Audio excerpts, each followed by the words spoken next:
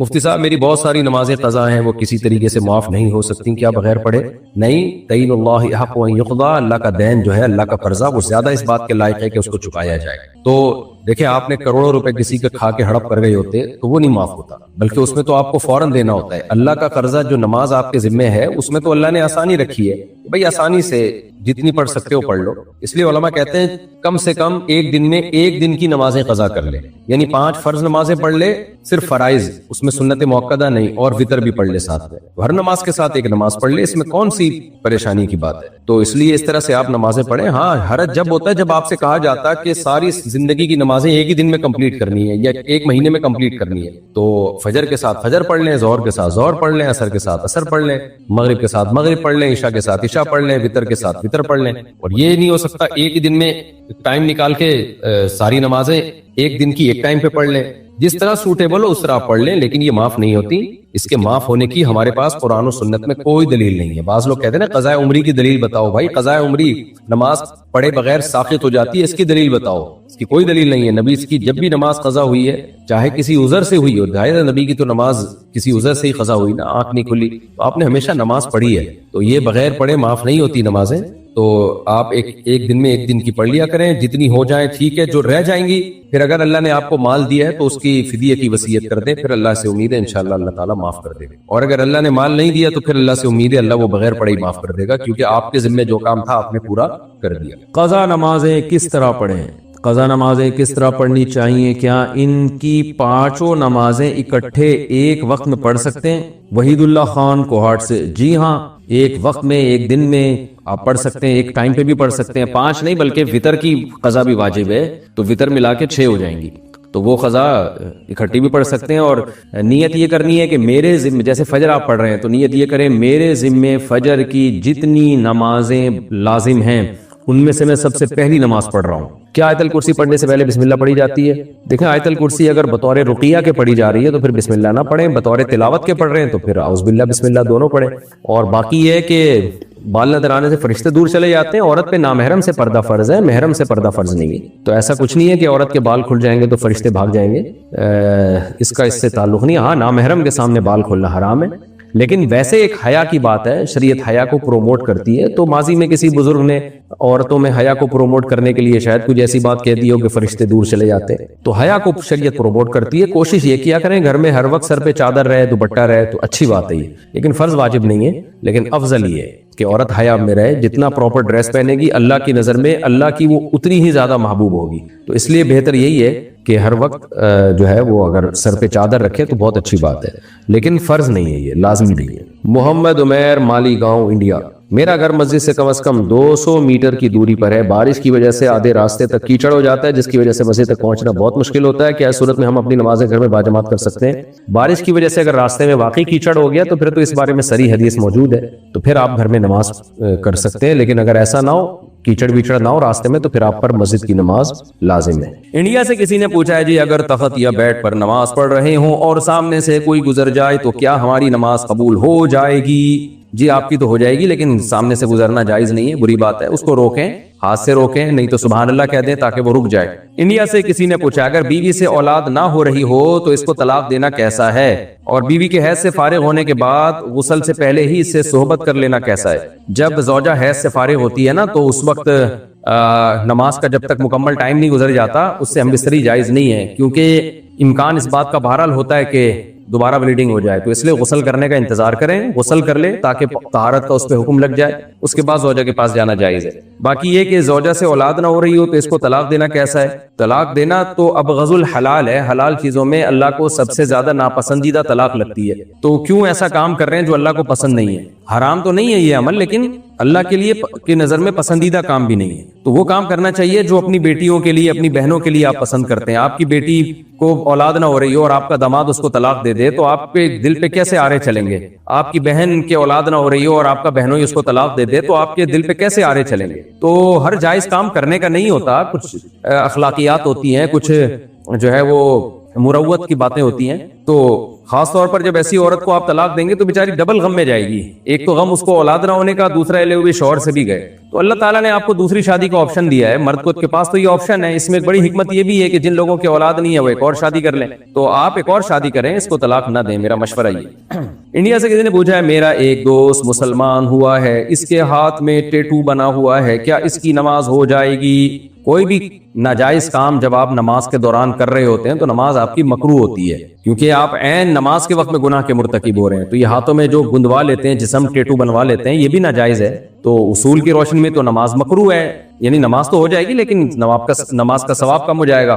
لیکن بات یہ ہے کہ اب ایک شخص اگر سچی دل سے توبہ کر چکا ہے تو توبہ کے بعد ہر گناہ معاف ہو جاتا ہے. اب اگر وہ توبہ کر لیا اس نے اور وہ ہٹوا سکتا ہے وہ نشان تو ہٹائے, ہٹا نہیں سکتا تو اس کو ایسی چھوڑ دے اور بس توبہ استغفار کرے, تو انشاءاللہ پھر نماز پہ کوئی فرق نہیں پڑے گا. محمد رضوان انڈیا سے پوچھتے ہیں, میری بہن کو 1 سال پہلے طلاق ہو گئی, اس کا ایک لڑکا بھی ہے, میں اور میرے والدین رشتہ دار سب اس کو سمجھاتے ہیں شادی کے لیے لیکن وہ منع کرتی ہے. میں نے اس کو آپ کا بیان بھی سنوایا لیکن وہ کہتی ہے میرے لڑکے کا کیا ہوگا, اس کو یہ ڈر ہے کہ دوسرا شوہر پتہ نہیں کیسا ملے گا, اس پر ذرا کچھ روشنی ڈالیے. بعض خواتین کو جب طلاق ہوتی ہے نا کسی مرد سے تو وہ سمجھتی ہے ساری دنیا کے سارے مرد ایسے ہوتے ہیں. ان کو یہ سوچنا چاہیے کہ اتنے سارے گھر بسے ہوئے بھی تو ہے نا, یعنی ہماری سوسائٹی میں ٹھیک ہے طلاق کا ریشو بہت بڑھ گیا ہے مگر گھر بسنے کا ریشو طلاق کے ریشو سے بہرحال زیادہ ہے. مسلم سوسائٹی کی بات کر رہا ہوں, یعنی 100 جوڑے اگر ہوں گے تو 4% کو طلاق ہوگی, 5% کو طلاق ہوگی, 95% اللہ کا شکر ہے کامیاب شادیاں ہی ہو رہی ہیں. تو آپ کی سسٹر جو ہے وہ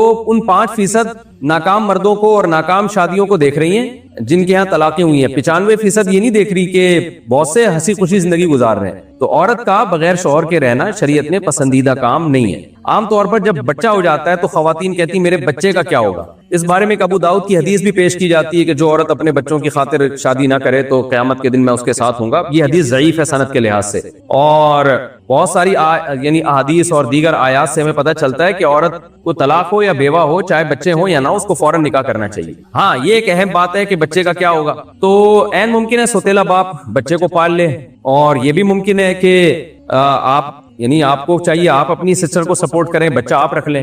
دیکھیں شرعی طور پر تو مسئلہ یہ ہے کہ عورت کہیں بھی نکاح کرتی ہے اسے اپنا لڑکا باپ کے حوالے کرنا پڑے گا, جو سگا باپ ہے اس بچے کا. باپ بچے کو اپنے ساتھ نہیں لے جا سکتی. ہماری سوسائٹی میں ویمن رائٹس کے نام پہ آج کل بعض چیزیں ایسی ہیں جو اعتدال سے تجاوز ہیں. ہر قیمت میں بچہ ماں ہی کو دیا جاتا ہے, یہ بالکل غلط ہے. اس سے بچے کا بھی نقصان ہے, ماں کا بھی نقصان ہے. ماں کا نقصان یہ دوبارہ شادی میں مشکلات ہوں گی اس کے لیے اور زندگی تباہ کرے گی وہ اپنی. اور بچے کا نقصان یہ ہے کہ جیسی تربیت باپ کر سکتا ہے نا, روب دبدبا باپ کا ہوتا ہے, وہ ماں کا نہیں ہوتا. ماں کو نہیں پتا ہوتا بچہ باہر کیا چالاکیاں کر رہا ہے جا کے. تو بچے کا بھی فائدہ اس میں ہے اور ماں کا بھی فائدہ اس میں. اب ماں یہ کہتی ہے کہ ہم نے بچہ باپ کے حوالے کر دیا تو ہم شادی کر کے کیسے زندگی گزاریں گے. دیکھیں یہ بچہ ہمیشہ کے لیے بچہ نہیں رہے گا, یہ تھوڑے دنوں میں بالغ ہو کے ویسے ہی الگ ہو جاتے ہیں. 13-14 سال کی عمر ہوتی ہے, اس کے بعد بچہ میچور ہونا شروع ہو جاتا ہے. اس کے بعد اس کو وہ ویسے بھی کمانے کے لیے باہر جا سکتا ہے, اور اس میں تو پھر وہ نہ باپ کے پاس نہ ماں کے پاس, دونوں کے پاس رہے وہ. یہ تو جب تک بالغ نہیں ہو جاتا تو شریعت نے کہا ہے کہ ماں اگر شادی کرتی ہے تو بچہ باپ کے پاس رہے. بالغ ہونے کے بعد تو پھر وہ دونوں کا ہے, ادھر بھی جائے ادھر بھی جائے. تو عورتیں یہ بڑی خطرناک حرکت کرتی ہیں کہ بچوں کی خاطر بچے کو باپ کے حوالے نہیں کرتی اور کہتی ہیں کہ جی چونکہ سسرال پتہ نہیں سوتیلے بچے کو قبول کرے نہ کرے, اور خود بیٹھی رہتی ہیں. نتیجہ کیا نکلتا ہے, جب ایج زیادہ ہو جاتی ہے بچہ بڑا ہو جاتا ہے اس وقت تک, پھر ان کو خیال آتا ہے بھئی ہماری شادی ہونی چاہیے تھی, ہمیں تو تنہائی ہے. کیونکہ بچہ تو بیوی کے ساتھ جو ہے وہ ہو سکتا ہے لائف کو انجوائے کرے, سوئٹزرلینڈ جا رہا ہو, عمرہ کرنے جا رہا ہو, اور وہ بیوی بھی پتہ نہیں ماں کو قبول. آج اس زمانے کے جو بہویں ہیں وہ ونس اپون اے ٹائم نہیں ہوا کرتی تھی. یہ اسی زمانے کی لیٹسٹ بہویں جو آ رہی ہیں, یہ تو آپ نے تو کیا کیا, اپنے بیٹے کو, اکلوتے بیٹے کو بڑی محبت سے پالا پوسا, کل اس کی شادی کی اور بہو آئی تو پتہ چلا وہ بہو کو آپ اچھی نہیں لگ رہی ہیں. بہو کہے گی نہیں تیری ماں کے ساتھ رہنا ہی نہیں ہے میں نے. ہو سکتا ہے آپ کا بیٹا طلاق دے دے, دوسری بہو لے کر آئے, دوسری اس سے بھی 2 ہاتھ آگے نکلے. بیسیوں قسم کے فیوچر میں عورت کے لیے مسائل ہو سکتے ہیں. تو ایسے یہ میں ہوائی باتیں نہیں کر رہا, میرے سامنے ایسے واقعات ہیں کہ ایک عورت نے کہا کہ بچہ ہے میں شادی نہیں کروں گی. بچہ بڑا ہو گیا, بچے کی بچی تھی, بچی کی شادی ہو گئی, اور اب خاتون تنہائی کی زندگی گزار رہی ہیں اور کہہ رہی ہیں کاش میرا کوئی شوہر ہوتا, میرا بھی کوئی سسرال ہوتا, میں بھی کوئی زندگی گزارتی, مزید مجھے اولاد مل جاتی. اب کوئی ان سے نکاح کرنے کے لیے تیار ہی نہیں ہے, ایجڈ ہے. تو بچہ تھوڑے دنوں تک بچہ ہوتا ہے, یہ ٹائم 5-6 سال میں گزر جائے گا. تو اس 5-6 سال کی خاطر آگے 20-30 سال کی زندگی کو برباد نہ کیا جائے. تو بچے کو شوہر کے حوالے کریں جو یعنی بچے کا حقیقی باپ ہے, اور اس سے ایگریمنٹ کر لیں کہ بھئی میں جب چاہوں گی بچے سے ملوں گی, ہفتے میں ایک دن بچہ رات میرے ساتھ گزارے گا اور روزانہ میں ڈیلی بیسس پہ بچے سے ملتی رہوں گی. اور پھر آپ کیا کریں, آپ شادی کر کے, ہو سکتا ہے اللہ آپ کو اور مزید اولاد دے دے, تو اور بھی اولاد آپ کے ہو سکتی ہے, یہ بھی رہے گا آپ کے پاس, وہ بھی ہوگی. تو یہ احمقانہ قسم کا فیصلہ ہے کہ میں اپنے بچوں کی خاطر شادی نہیں کر رہی. بچوں نے کل بڑے ہو کے ادھر ادھر اڑ جانا ہے. جیسے آپ دیکھیں نا, پرندوں میں بھی ایسا ہی ہوتا ہے کہ وہ تھوڑے سے بڑے ہوتے ہیں پرندے, ماں باپ ان کو پالتے ہیں, کبوتر کبوتری مل کے پالتے ہیں, بچے کے ذرا پر نکلے اور وہ مارکیٹ سے ہوا شارٹ. تو کل آپ کا بچہ پتہ نہیں کہاں جائے, امریکہ جائے کمانے کے لیے, UK جائے, اس نے ویسے ہی الگ ہو جانا ہے. تو آپ جو نیچرل لائف ہے اس سے بغاوت نہ کریں. یہ صرف آپ کی سسٹر کو میں نہیں کہہ رہا, جو جتنی بھی خواتین ہیں جو طلاق کے بعد شادی ہو بچوں کی خاطر شادی نہیں کرتی, وہ اپنا بہت بڑا نقصان کرتی ہیں. بچوں کو باپ کے حوالے کریں اور اچھی جگہ شادی کریں اور باپ سے ایگریمنٹ کریں کہ بچہ ہم سے ملتا رہے گا. تو اور میں نے دیکھا مردوں کا دل اس معاملے میں الحمدللہ بڑا ہوتا ہے, وہ بچوں کو ماں سے روکتے نہیں ہیں, وہ ملنے دیتے ہیں. لیکن یہ کہ خواتین اس بارے میں جو ان میں ظلم کا ریشو ہے نا وہ زیادہ ہے, بہت معذرت کے ساتھ. وہ نہیں بچوں کو باپ سے ملنے دیتی, وہ دور کر دیتی ہیں. الا یہ کہ چند فیصد خواتین جو اس وقت میرا بیان نہیں سن رہی ہوں گی, لیکن میجورٹی کی میں بات کر رہا ہوں کہ میجورٹی میں باپ نہیں روکتا ماں سے بچوں کو, وہ ملنے دیتا ہے. وہ کہتا ہے جاؤ ڈیلی بیسس پہ بچوں ماں سے جا کے ملو. تو لیکن اگر کوئی خراب باپ ہے, کوئی نشئی ہے, آپ کا خیال ہے کہ وہ نہیں ملنے دے گا, ہمیشہ کے لیے بچوں کو دور کر دے گا آپ سے, تو پھر یہ ظلم ہے. ظاہر ہے ظلم کی تو ہم حمایت نہیں کر سکتے. تو ایسے موقع پہ بھی پھر بچہ ننیال میں رہ لے اور جو ہے وہ لیکن اپنی زندگی کو خراب نہ کیا جائے. عورت کے پاس نکاح کا آپشن محدود ہوتا ہے, خوب سمجھ لیں. مرد جو ہے نا بڈھے ہو کے بھی شادیاں کرتے رہتے ہیں, 70 سال کے بھی ہم نے بوڑھے دیکھے ہیں شادی کر رہے ہوتے ہیں, ان کو رشتے بھی اگر پیسہ آتا ہے تو بڈھوں کو بھی رشتہ مل جاتا ہے. لیکن عورت کا جو آپشن ہے نا, جتنا بھی پیسہ ہو مرد نہیں نکاح کرتا جب تک لڑکی میں اٹریکشن نہ ملے مرد کو. اور یہ اٹریکشن جوانی میں ہوتی ہے, ایجڈ خواتین میں اٹریکشن نہیں ہوتی. اس سے اگر کوئی مرد نکاح کر رہا ہوگا تو پیسے کی خاطر کر رہا ہوگا, اور وہ پیسے ہی کو فوکس کرے گا, پھر وہ عورت سے محبت نہیں کرے گا. یا تو گرین کارڈ چاہیے ہوگا. میں نے ایک نکاح پڑھایا کچھ دن پہلے, لندن کا ایک لڑکا تھا اور وہ ایک انگریز خاتون سے نکاح کر رہا تھا. لڑکا ہوگا 24-25 سال کا, اور جو خاتون تھی میں حیران ہو گیا, وہ 55-60 سال کی بوڑھی سی خاتون تھی. وہ تو مجھے نہیں پتا تھا کیا کہانی ہے. خیر وہ خاتون نے اسلام قبول کیا, انگریز خاتون نے, ہم نے نکاح پڑھایا. مجھے عجیب سا لگ رہا تھا, کوئی میچنگ کی شادی نہیں ہے, لیکن بہرحال جب میاں بیوی راضی تو کیا کرے گا قاضی. ہم نے کہا دونوں پسند کرتے ہیں ایک دوسرے کو, بہت اچھی بات ہے. میں نے مبارکباد دی, ان کو دعائیں دی, اور اسلام بھی ماشاءاللہ اس نے قبول کیا, تو سب کچھ ہو گیا. اس کے بعد مجھے کسی نے بتایا کہ جی وہ تو بڑا مسئلہ ہو گیا. میں نے کہا جی کیا مسئلہ ہوا؟ کہتے ہیں وہ لڑکے نے UK کی نیشنلٹی کے چکر میں اس خاتون سے شادی کی تھی.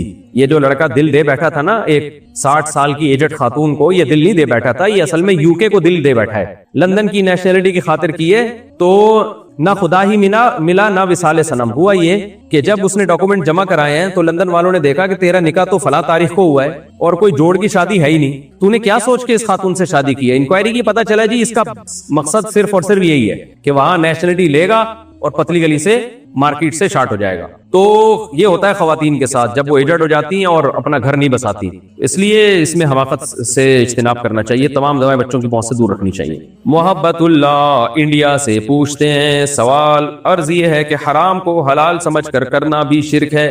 تو آج کل بہت سے ایسے غلط کام ہو رہے ہیں جسے برا نہ سمجھ کر کھلے عام کیا جاتا ہے, جبکہ کبھی کبھی تو فخر سے کیا جاتا ہے. مثلا غیبت کرنے کو برا ہی نہیں سمجھا جاتا, لڑکے لڑکیاں آپس میں ریلیشن شپ کو برا نہیں سمجھتے, اور بھی ایسی بہت سی برائیاں ہیں جسے غلط نہیں سمجھا جاتا. تو کیا یہ بھی شرک میں داخل ہوگا؟ اور ایک شخص بالکل اپنی آخرت سے غافل ہو کر گناہ کرتا ہے تو کیا یہ مانا جائے گا کہ اسے آخرت کا یقین نہیں ہے اور وہ مشرک ہے؟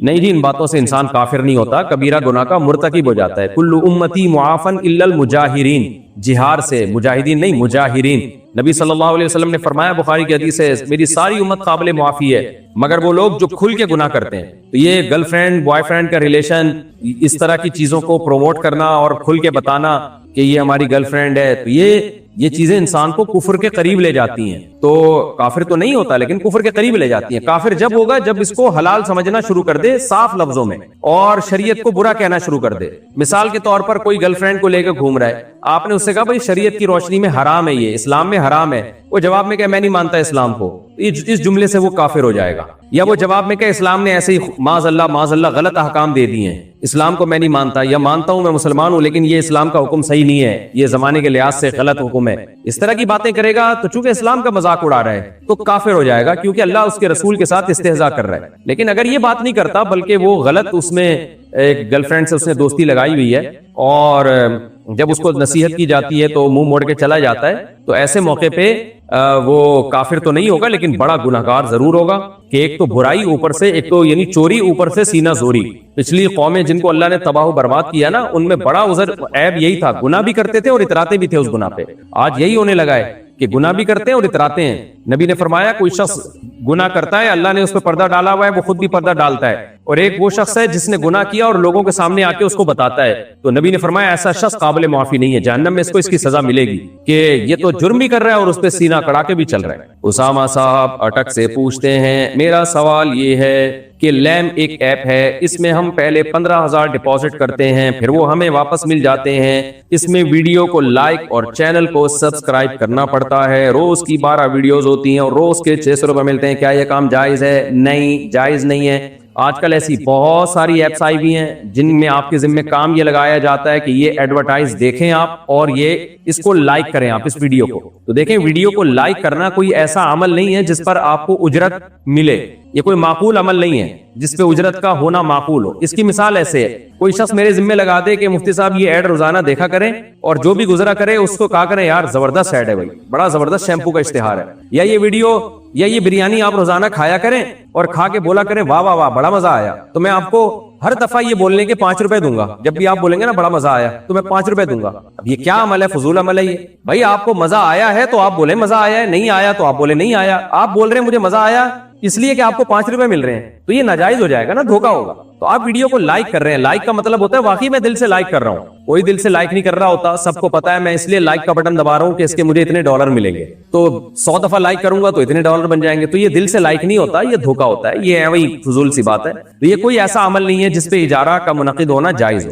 جتنی بھی اس قسم کی ایپس آ رہی ہیں جس میں ویڈیو کو لائک کرنے کے پیسے ملتے ہیں اور سبسکرائب کرنے کے پیسے ملتے ہیں, تو یہ پیسے غلط ہیں آپ کے لیے. آپ اپنی اصل رقم لیں اور باقی اضافی پیسے نکال کے صدقہ کر دیں ثواب کی نیت کے بغیر. اور اس میں دھوکا بھی ہے. یوٹیوب یہ سمجھتا ہے یا کمپنیاں یہ سمجھتی ہیں کہ ہمارے اشتہار اتنے سارے لوگوں نے دیکھ لیے ہیں, تو وہ یہ ان کو دھوکا ہوتا ہے. وہ سمجھتی ہے سچی مچی کے دیکھے ہیں یا سچی مچی کے لائکس ہیں. حقیقت میں ایک ہی آدمی 20-30 فیک آئیڈیا بنا کے لائک کر رہا ہوتا ہے. تو یہ دھوکے پر مبنی ایک نظام ہے. پاکستان سے کسی نے پوچھا ہے, جناب میرا نام محمد علی معاویہ ہے جو میری امی نے رکھا تھا, لیکن میں جہاں بھی نوکری کے لیے جاؤں تو شیعہ مسلک کے لوگ بیٹھے ہوتے ہیں, مجھے نوکری نہیں ملتی, لیکن اسلام کی وجہ سے عزت بھی بہت ملتی ہے. میں مجھے وزیر اعظم بننا ہے, مجھے بتائیں کہ میں کیا کروں, یہ نام درست رہے گا؟ اور مجھے محمد علی معاویہ کا نام کا معنی بھی بتا دیں. بہت پیارا نام ہے میرے بھائی, ہم تو صحابہ سے محبت کرتے ہیں. سیدنا علی اور سیدنا معاویہ کا جو اختلاف تھا وہ سیاسی اختلاف تھا, اور اللہ نے بعد میں وہ اختلاف حل کرا دیا. اور حل بھی کس کے ذریعے کروایا؟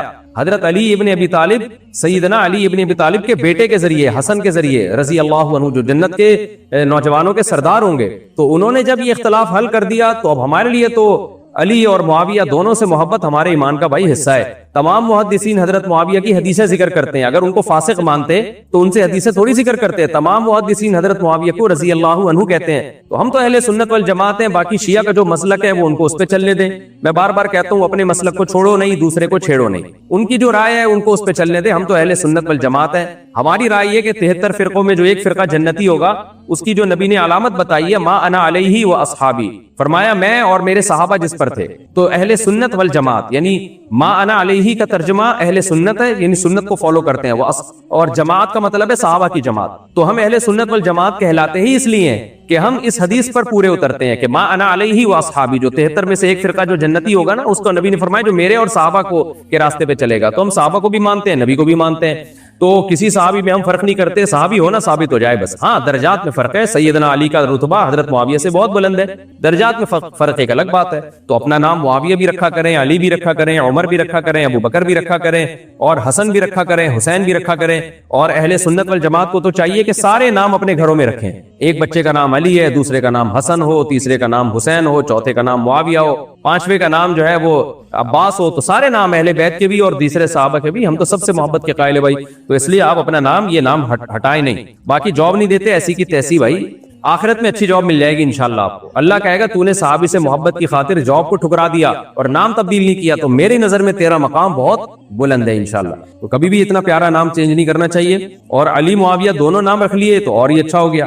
حضرت علی رضی اللہ تعالیٰ عنہ سے منقول ہے کہ جنگ جمل یا جنگ صفی میں کہ جب انہوں نے جو ہے وہ حضرت معاویہ کو بیعت کرنے کے لیے لڑائی کی نا, تو جو مقتولین تھے تو وہاں حضرت علی نے کیا فرمایا کہ مجھے اللہ سے امید ہے کہ ہمارا شمار ان لوگوں میں ہوگا جن کے بارے میں اللہ نے قرآن میں فرمایا وَنَزَعْنَا مَا فِي صُدُورِهِم مِّن غِلٍّ إِخْوَانًا عَلَىٰ سُرُرٍ مُتَقَابِلِينَ. قرآن میں آتا ہے کہ جنتیوں کے دلوں میں جو دنیا میں تھوڑی بہت کوئی نفرت اگر ہوئی نا کسی بھی بیس پہ, تو اللہ آخرت میں وہ نفرت ختم کر دے گا. تو اور ان کے درمیان جو اختلافات ہوئے اللہ اس کو ختم کر دے گا جنت میں. اس سے پتہ چلتا ہے کہ جنت میں ایسے لوگ بھی جائیں گے جن کے دنیا میں اختلاف تھا, کیونکہ وہ اختلاف اجتہادی غلطی کی بیس پہ تھا. دونوں حق, دونوں کا مقصد اللہ کی رضا تھی. تو اس لیے ایسے لوگ بھی جنت میں جائیں گے جن میں دنیا میں اختلاف ہوگا, تو اللہ اس اختلاف کو قیامت کے دن ختم کر دے گا. تو ہم یہ سمجھتے ہیں کہ صحابہ کے مابین جو اختلاف ہوا نا, اس آیت میں سب سے پہلے وہ لوگ داخل ہیں, کیونکہ اللہ سب سے پہلے صحابہ کے اختلاف کو جنت میں ختم کرے گا. اور اخوانن علی سررن,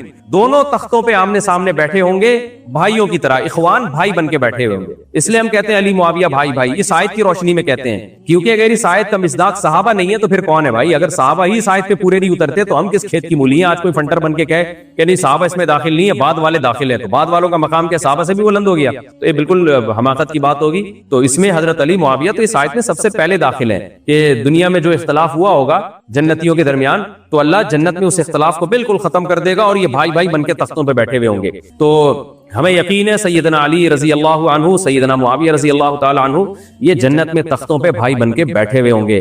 اور جس نے ایک کی محبت میں دوسرے کے ساتھ ناانصافی کی ہوگی وہ جنت کے جو ہے وہ قیامت کے دن ٹینشن میں ہوگا, وہ پریشان ہوگا کہ بھائی ہم نے یہ کیا کیا, ہم نے ایک کی محبت میں غلو کر کے دوسرے کو سے دشمنی ہم نے کیوں مول لی. تو یہ دونوں تو آج بھائی ہیں, تو اس کا کیا بنے گا قیامت کے دن, اس کو سوچنا چاہیے. تو اس لیے نام کبھی ہرگز تبدیل نہ کریں یہ نام, بلکہ اور بچوں کا نام رکھا کریں, معاویہ بھی رکھیں اور جو ہے مغیرہ بھی رکھیں جیسے حضرت مغیرہ بن شعبہ تھے, خالد بن ولید بھی رکھیں, ابو بکر بھی رکھیں, عمر بھی رکھیں, علی بھی رکھیں, حسن بھی رکھیں, حسین بھی رکھیں. سارے محبوب نام ہیں, اچھے نام ہیں. محمد طاہر اسلام آباد پاکستان سے پوچھتے ہیں, یوٹیوب کی کچھ پالیسی ہے جس کے مطابق ہم اپنی ویڈیو میں کسی کی ویڈیو کو بغیر اجازت کے استعمال نہیں کر سکتے, لیکن ان کی ایک اور پالیسی ہے جسے فیئر یوز کہتے ہیں, جس کے مطابق ہم کسی کی ویڈیو کا کچھ حصہ کچھ شرائط پر بغیر اجازت کے اپنی ویڈیوز میں استعمال کر سکتے ہیں. تو کیا یہ چوری کے زمرے میں آئے گا اور کیا میری کمائی حرام ہو جائے گی؟ نہیں بھائی, یہ چوری کے زمرے میں نہیں آئے گا. جب یوٹیوب نے آپ کو اس کی اجازت دی ہے, تو جب ہم یوٹیوب کی پالیسیوں پہ سائن کرتے ہیں تو اس کا مطلب یوٹیوب سے جو کیے ہوئے معاہدوں کو ہم قبول کر رہے ہوتے ہیں. تو جب آپ نے یوٹیوب سے ایگریمنٹ کیا تو آپ اس کے پابند ہیں. تو ان سب چینلوں کا اصل اونر یوٹیوب ہی ہے. تو جب اس نے پرمیشن دی ہے تو پھر وہ پہلے سے آلریڈی یہ پرمیشن ہے, تو پھر یہ عمل چوری نہیں کہلائے گا.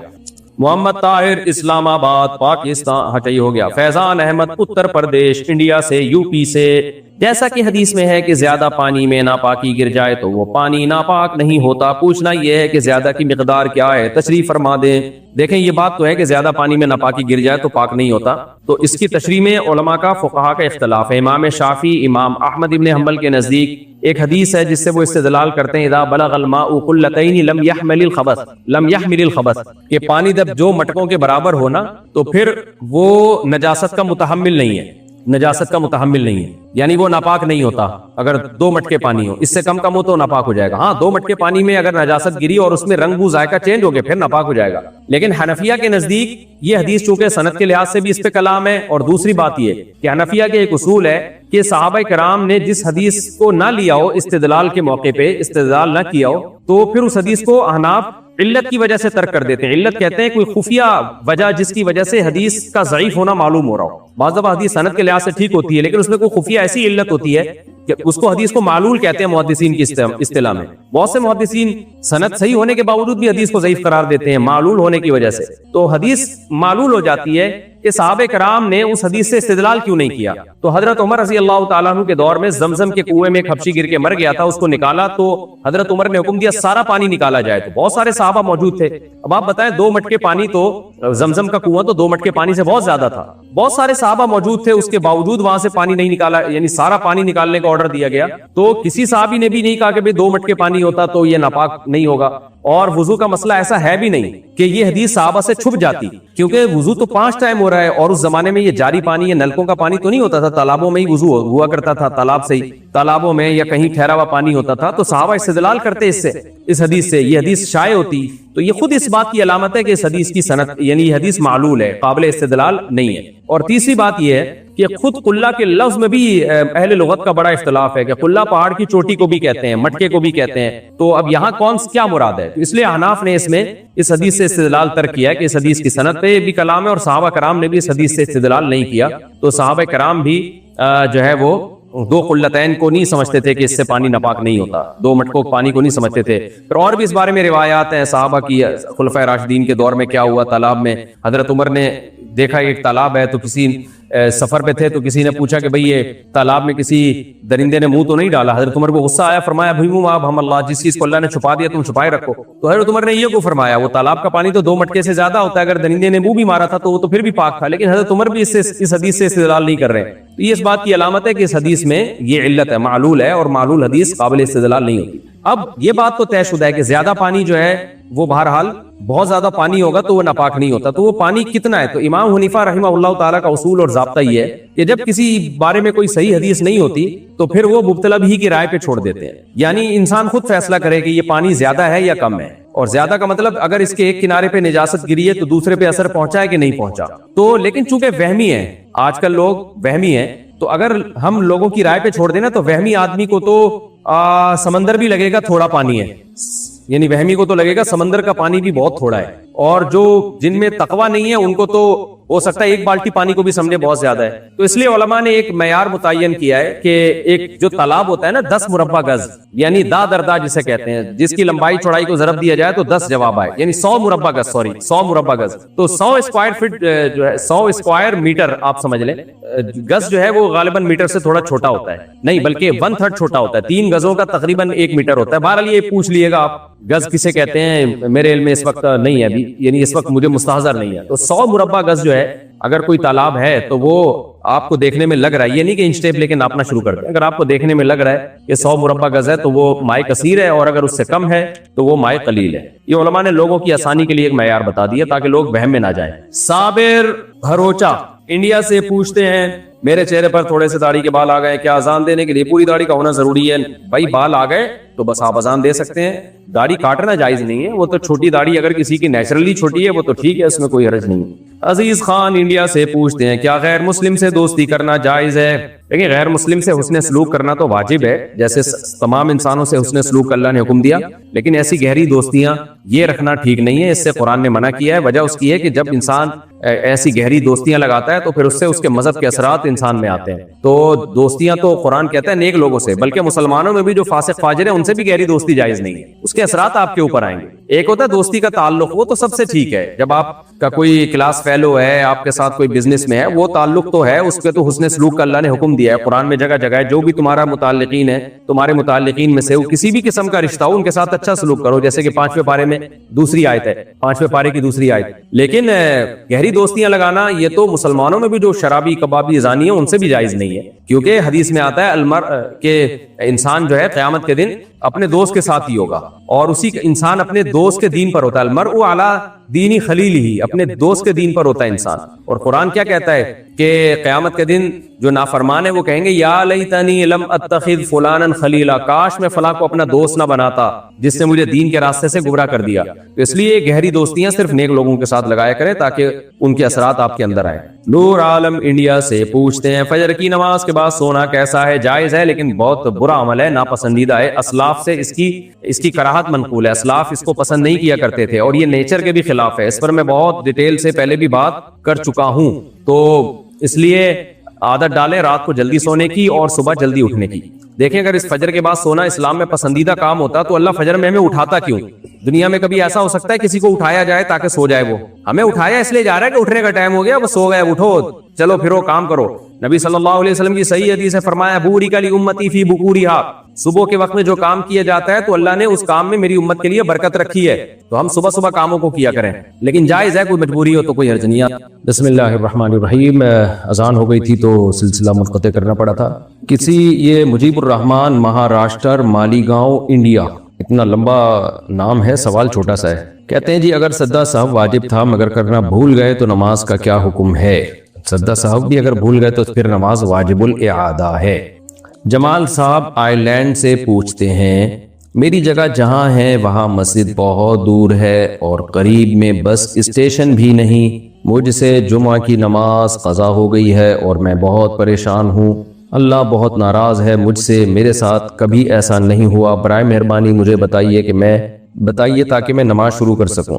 دیکھیں جمعہ اگر آپ کے شہر میں اگر ہوتا ہے تو جمعہ پڑھنا تو آپ پہ واجب ہے، لیکن اگر مسجد بہت دور ہے تو پھر جماعت سے، یعنی مسجد کی جماعت آپ پر لازم نہیں ہے، بلکہ کہیں بھی جمع ہو کے جماعت سے نماز پڑھ لیں. آپ مسجد جانا پھر لازم نہیں ہے اگر مسجد بہت دور ہے، لیکن جمعہ تو لازم ہے. تو قضا ہو گیا تو توبہ استغفار کریں، اللہ غفور رحیم ہے، معاف کرنے والا ہے. آئندہ احتیاط کریں اور پھر جب کوئی غلطی ہو اور توبہ کر لیں پھر اس غلطی کو بھول جانا چاہیے، بار بار دماغ میں رکھنا نہیں چاہیے اس کو. پاکستان سے کسی نے پوچھا ہے بچوں کے کپڑوں پر جو مکی ماؤس، باربی ڈول، تتلی وغیرہ اسی طرح ایموجیز وغیرہ بنی ہوتی ہیں تو کیا اس طرح کے کپڑے پہننا جائز ہے؟ کوئی گناہ تو نہیں؟ دیکھیں بچوں کو یا خود بھی ایسے کپڑے پہننا یا پہنانا جن پہ جاندار کے چہرے کی تصویر ہو، چاہے وہ چہرہ جانور کا ہو انسان کا ہو، اس سے کوئی فرق نہیں پڑتا. تتلی کا ہو، گھوڑے کا ہو، بندر کا ہو یا کسی انسان کا ہو، اس سے کوئی فرق نہیں پڑتا، لیکن شرط یہ کہ چہرہ بالکل واضح ہو اور تصویر اتنی بڑی ہو کہ وہ دور سے نظر آتی ہے. دور کا مطلب جب آپ زمین پہ رکھیں تو کھڑے ہو کر دیکھیں تو نظر آتی ہو،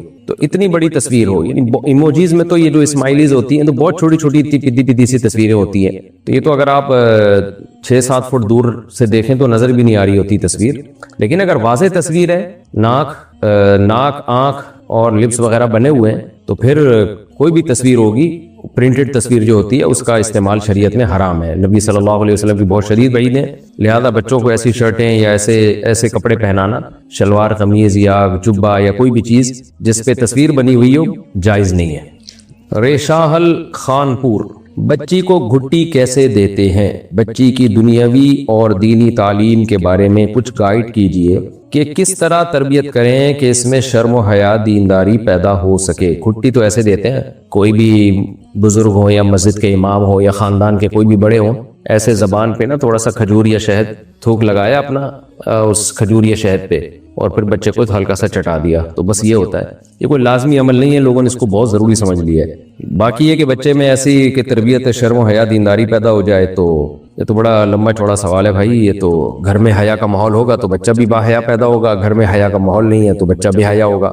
بچے کو برے ماحول سے بچائیں، بس بچہ نیچر پہ پیدا ہوتا ہے، نیکی ہوتا ہے، بس برے ماحول سے بچانا ہے اس کو. اور شرم والوں میں، حیا والوں میں بٹھائیں گے تو حیا سیکھے گا، بے حیاؤں میں بٹھائیں گے تو بے حیائی سیکھے گا. انڈیا سے کسی نے پوچھا ہے کیا پیریڈ کی حالت میں موبائل میں سے قرآن مجید پڑھا سکتے ہیں؟ نہیں پڑھا سکتے.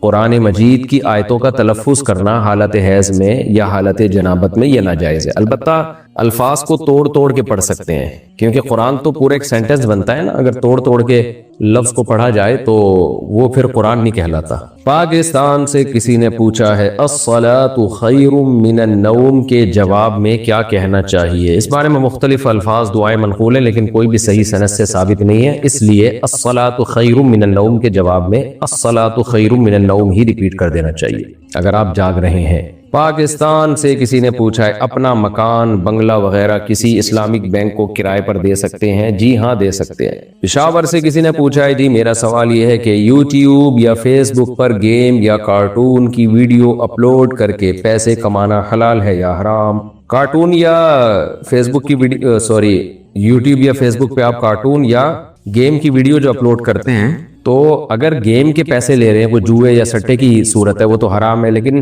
مونیٹائزیشن کے پیسے لے رہے ہیں آپ، جو ایڈورٹائز چلتے ہیں، تو اس کی ارننگ جائز ہے. لیکن بہتر یہ کہ گیم یا کارٹون کے بجائے کوئی ڈھنگ کی چیز ڈالیں یوٹیوب پہ تاکہ لوگوں کو فائدہ تو ہو نا. کارٹون اگر ڈالنے ہیں تو اسلامی کارٹون ڈالیں یا سبق آموز کارٹون ڈالیں. آج کل کارٹون دیکھ دیکھ کے بچے بھی کارٹون بنتے جا رہے ہیں, ان میں بالکل ہی عجیب سے ہوتے جا رہے ہیں. تو کارٹون بہت بچے کی نفسیات سے کھیلتا ہے تو بچے بگڑتے ہیں اس سے.